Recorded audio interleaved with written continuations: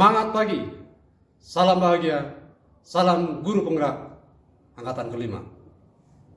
Perkenalkan, nama saya John Riaman Saragi dari Kabupaten Simalungun. Berbicara tentang filosofi Ki Hajar Dewantara, ini mungkin bukan hal yang baru. Mungkin ini sudah sering kita dengar, tetapi mungkin saya secara pribadi masih kurang memahami bagaimana sebenarnya filosofi Ki Hajar Dewantara. Dan setelah mempelajari dari modul pertama sampai modul ke-6, demikian juga secara virtual, ada beberapa poin yang menjadi kesimpulan yang bisa merubah mindset saya sebagai guru. Yang pertama adalah pendidikan itu adalah memerdekakan siswa. Merdeka itu bukan berarti merdeka seluas-luasnya, tetapi merdeka artinya adalah siswa diberikan kebebasan dalam hal menentukan masa depannya, menentukan arah hidupnya sesuai dengan potensinya. Kemudian yang kedua, pendidikan itu harus menuntun. Artinya kita sebagai guru harus bisa mampu menuntun siswa sesuai dengan kodrat alam dan kodrat zamannya. Kodrat alam itu berarti bagaimana potensi basic dasar dari siswa, itu yang harus kita lihat juga. Kemudian kodrat alam, zaman berarti harus kita lihat kondisi zaman yang dihadapi oleh si anak. Kemudian yang terakhir adalah pendidikan yang berpusat pada murid atau menghamba pada murid. Menghamba itu bukan berarti tunduk penuh kepada siswa, tetapi kita sebagai guru memberikan teladan dan melaksanakan pendidikan itu secara tulus dan ikhlas. Dari situ kita bisa merefleksikan beberapa hal. Yang pertama yang selalu di benak saya adalah siswa itu harus disiplin. Saya sebagai guru harus bisa mendisiplinkan anak dengan baik. Apa yang saya sampaikan, si anak harus ikut. Itu yang pertama.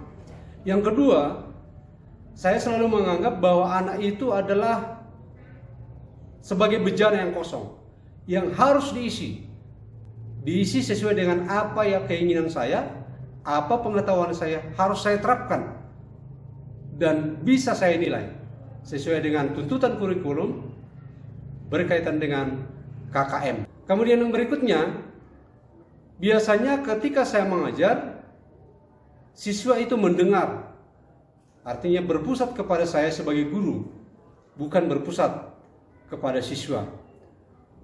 Kemudian yang ketiga, yang terakhir, guru atau saya memperlakukan, saya harus dihormati oleh siswa.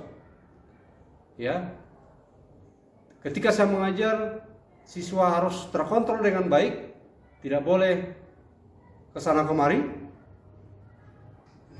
harus mengikuti arahan dari gurunya.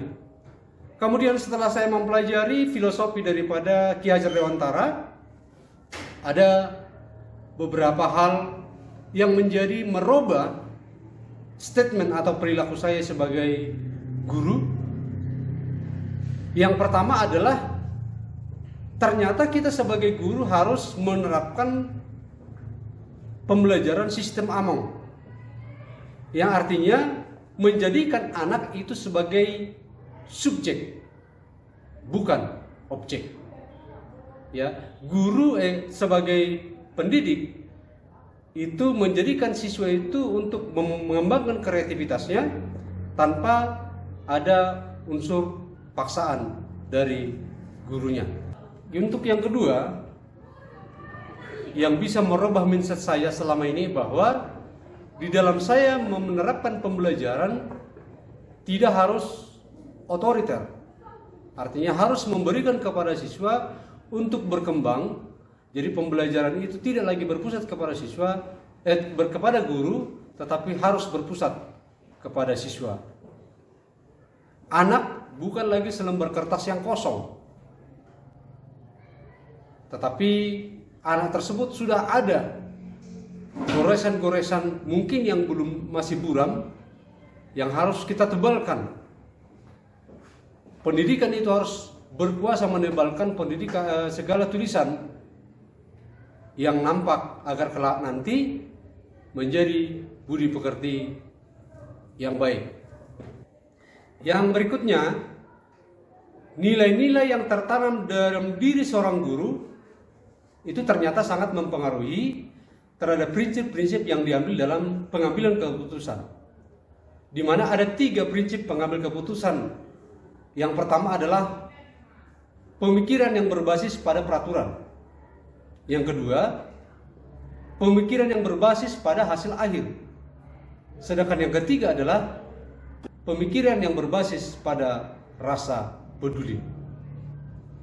Itulah yang menjadi indikator nantinya bagaimana produk atau hasil dari siswa kita di masa mendatang. Pola pikir yang berubah dari saya sebagai pendidik, yang terakhir bahwa setiap individu memiliki karakter masing-masing, memiliki sifat-sifat masing-masing, memiliki dasar masing-masing, kemauan masing-masing, sehingga saya sebagai guru hanya berperan untuk mengarahkan, mengembangkan potensinya. Kenapa? Karena dia bukan kertas kosong. Jadi tugas saya adalah menuntun dia, merawat dia, dan mengembangkan potensinya untuk lebih baik. Kemudian yang terakhir, apa yang bisa atau apa yang segera yang bisa saya terapkan di kelas atau di sekolah untuk mencerminkan pemikiran KHD. Yang pertama adalah mengembangkan pendidikan karakter dengan cara bagaimana mengaplikasikan dan membiasakan karakter positif di dalam proses pembelajaran.